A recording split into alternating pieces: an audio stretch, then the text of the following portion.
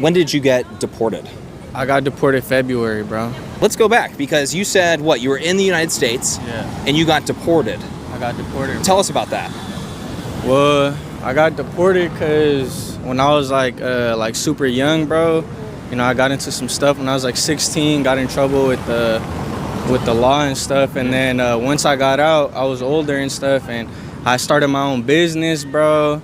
I had a detailing business out there, and now I'm actually having to come right here to get like all my documents and stuff to work out here, bro. But over there, like I said, I had my own business and stuff like that, bro. And now I have to restart. How much of a notice did they give you? It wasn't that big of a notice, bro. Like literally, I'd say it was like a month. I had a month notice. When did you get to the U.S.? When I was little, bro. I was like 3 years old. Yeah. You still have family in the United States? Yeah, all my family is over there. I only have one auntie over here, bro. Yeah. Over here, you said? Yeah, over here. I don't have no family out here, bro. All of my family's over there. Carlos Hernandez lived in Los Angeles for 25 years. He was detained while pumping gas on his way to work, and by the end of that week, he was in Tijuana with nothing. Since Trump's mass deportation campaign began in 2025, the U.S. has deported over 172,000 Mexican nationals, many of whom had lived in America for decades. They had jobs, families, and entire lives built on American soil. Now they are stranded in Tijuana, trying to figure out what comes next.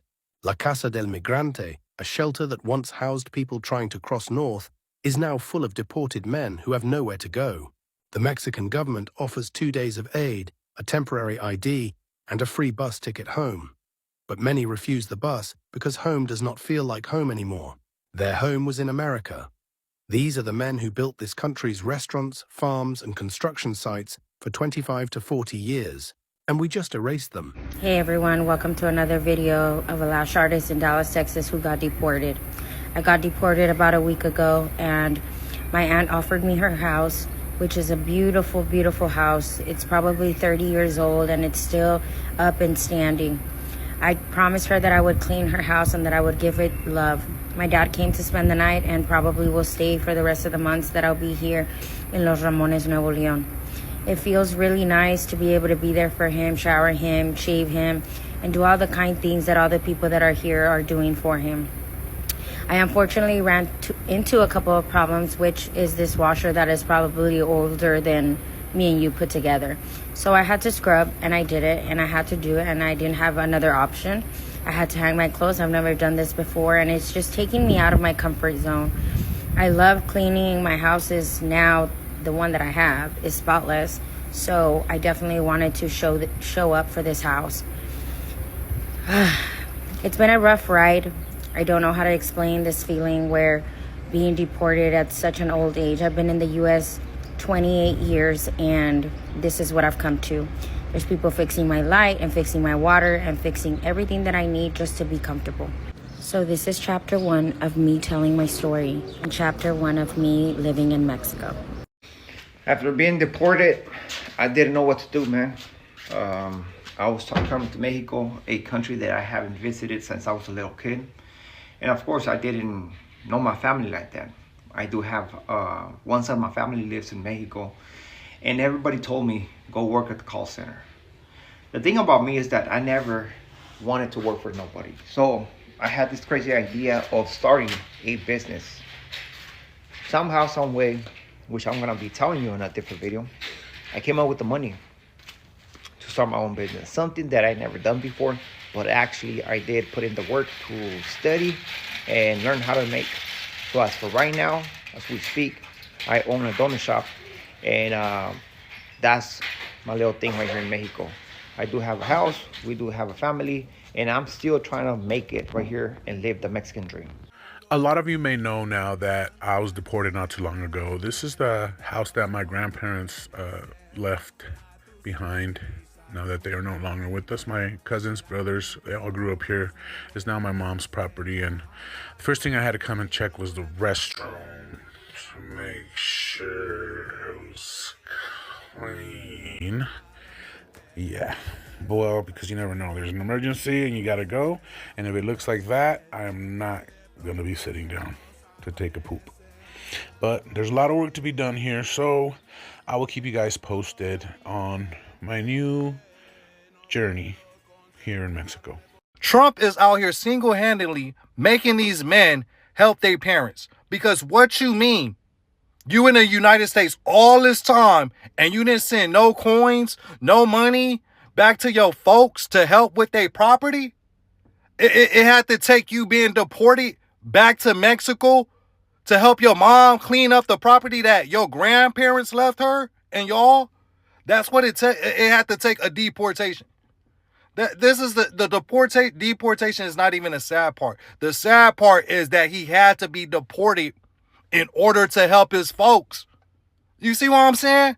You had all this time over here. You could have been sending money over there, right? You could have been sending your mom's money and she could have been using that money to hire other people to help her with this property. This is a huge lot, right? You even have your restroom is outside. You should have came back and this place should have already been immaculate if you was already sending your people's, money back to Mexico. But this is what Trump is helping them do to help their family members. Because he looked like he wasn't even thinking about going back to Mexico, let alone sending his folks any money. But yeah, life after deportation. Imagine living in America for 25 good years. You've built your life, you work every day, you have created routines and maybe even raised a family. Then one day it's all over, overnight. You're turned to leave everything you know, gone. But here is the twist. This story didn't end with deportation. What happened next changed everything. And honestly, most people wouldn't expect this ending. Immigration is one of the most emotional and divisive conversations in America. Some people focus on laws, others focus on human impact. But today, this isn't about politics. It is about what happens when someone loses if they spend decades building, and whether starting over is even possible.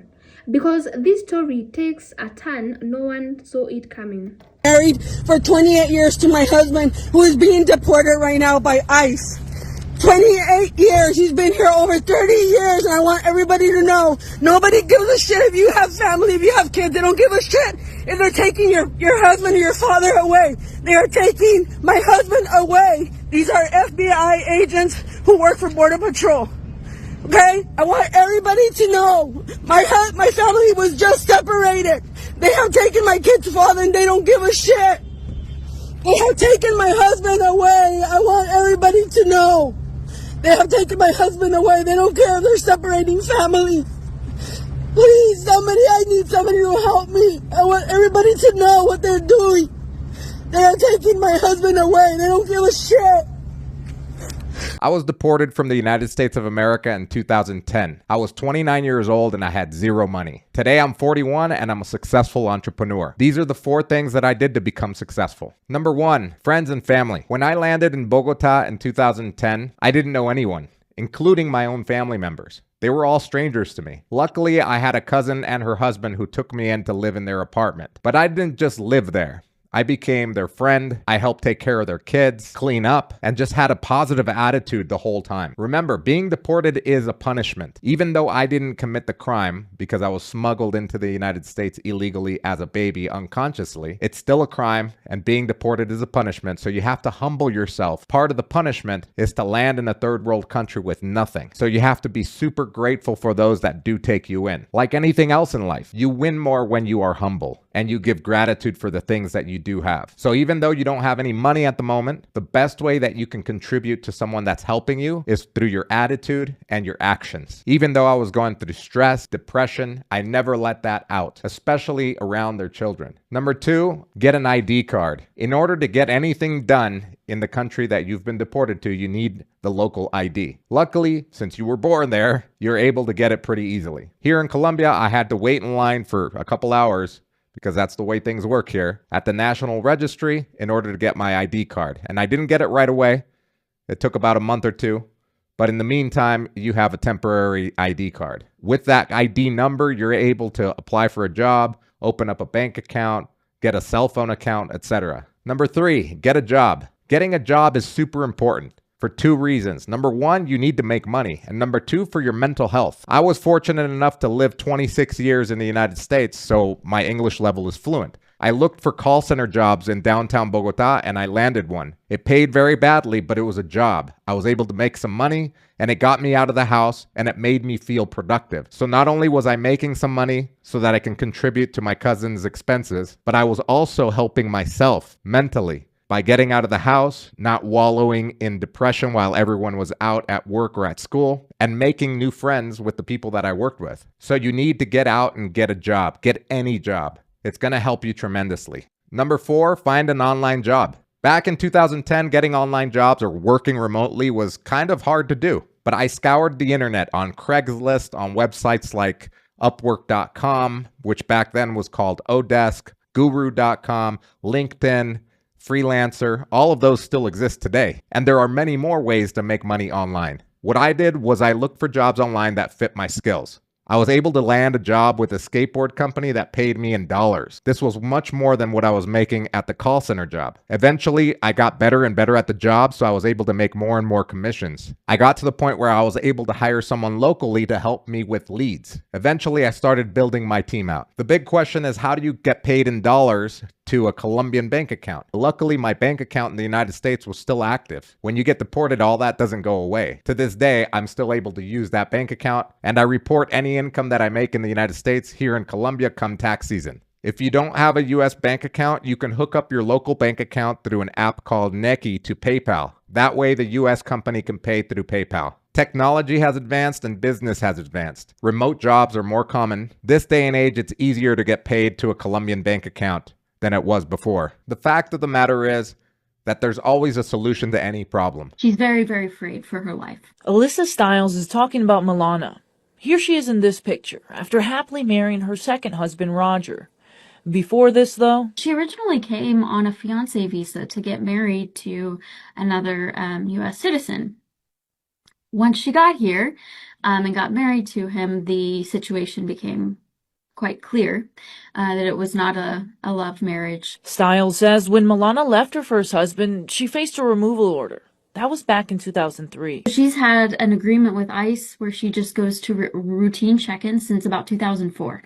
So about 20 years that she's been completely complying with these requirements by ICE, checking in routinely, and doing everything she's supposed to do according to that order. Since then, she met Roger and had this family, which is now split up after she got detained during a recent check-in.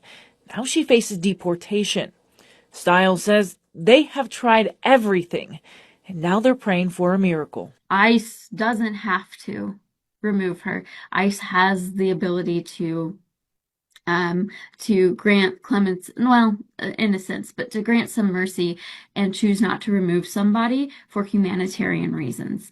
They have that power. It's not illegal for them to decide not to remove somebody. It's fully within their prerogative to decide not to when humanitarian considerations caution against executing that removal order. So when people hear the word deportation, they often imagine one simple outcome. Someone goes back to their country or even home. But after decades in America, home isn't always home anymore. 25 years or even more changes everything. Languages fade, communities disappear, relatives move on, and then the entire community transforms. A person may legally return to their country of birth, but emotionally they may feel like a stranger. This is one of the first unexpected realities. Deportation doesn't always feel like returning. Sometimes it feels like dropped into a completely unfamiliar life. For some deportees, the transition is brutal. The skills they built in America may not translate easily. The local economy may be weaker, jobs may be scarce, housing may be unstable, and perhaps the hardest part is family separation. Imagine your children being in one country and your spouse in another. Your entire emotional support systems is 1,000 miles away, and that kind of separation can break people. Some face depression, others isolation, and identity crisis. A painful sense of irrelevance. Because after years of building a life somewhere, being forced to start over can feel less like relocation, but more like a leisure. That's the version many people expect. And yes, for some, that becomes reality. But here is what surprises people more. That's not the whole story, because for others, something very different happens. Some deportees do something people never expected. They adapt, not immediately, not without struggle, but eventually. Years in America have taught them resilience, work discipline, entrepreneurship, problem solving, and those skills don't just disappear. Some return and start businesses, some become translators, consultants, or community connectors. Some discover opportunities they never would have even considered before. Others reconnect with culture, identity, and family in ways they had lost. What initially looked like total devastation becomes reinvention. Not because deportation was easy, not because it was fair, but because human beings can incredibly adapt. And that complexity is what often gets ignored. One of the strangest reality is belonging nowhere. Too fallen for the country they returned to, too absent for the country they left behind. And that identity conflict can deeply be unsettling. Who are you when the place you called home no longer craves you, and the place you're sent to doesn't feel like yours? That emotional tension is something statistics can't explain, because deportation isn't always just a legal event. Sometimes it is psychological displacement, a complete redefinition of identity.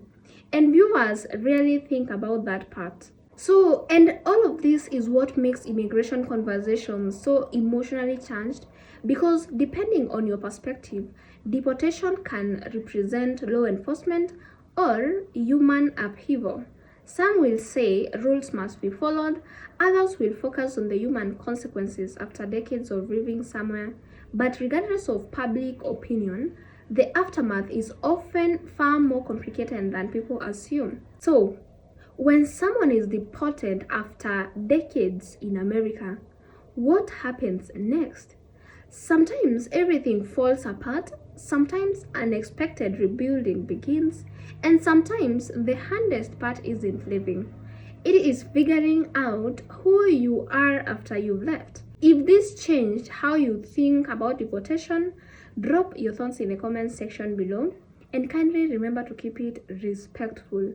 And if you want more breakdowns like this, kindly hit the subscribe button to join our family. Thank you so much for watching. I'll see you in the next one. Bye for now.